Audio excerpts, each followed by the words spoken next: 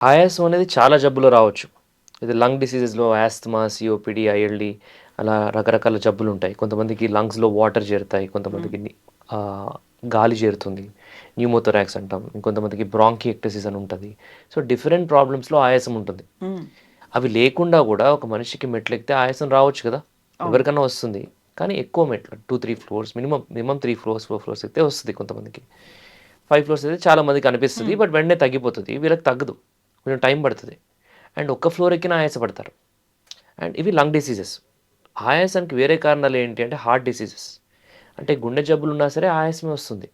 అందరికీ chest pain వస్తది అనుకుంటారు చాలామంది. హార్ట్ అటాక్ అంటేనే హ్మ్. హార్ట్ ప్రాబ్లమ్ వేరేయి కాదనుకుంటారు. అలా కాదు. ఆయాసం, దగ్గు ఇవన్నీ గూడా హార్ట్ ప్రాబ్లమ్స్‌లో ఉంటాయి. ఓకే. డిఫరెంట్ డిసీజెస్‌లో.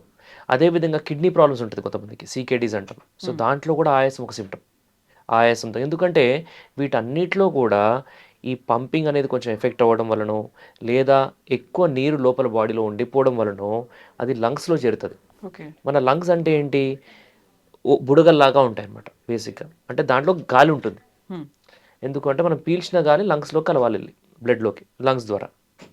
సో, ఇది ఎయిర్ ఎయిర్ కాస్త ఫ్లూయిడ్‌తో రిప్లేస్ అయిపోతది. అక్కడ వాటర్ వచ్చేసేసరికి గాలి వెళ్ళడానికి దారి లేదు. అప్పుడు వచ్చే సింప్టమే ఆయాసం. హ్మ్.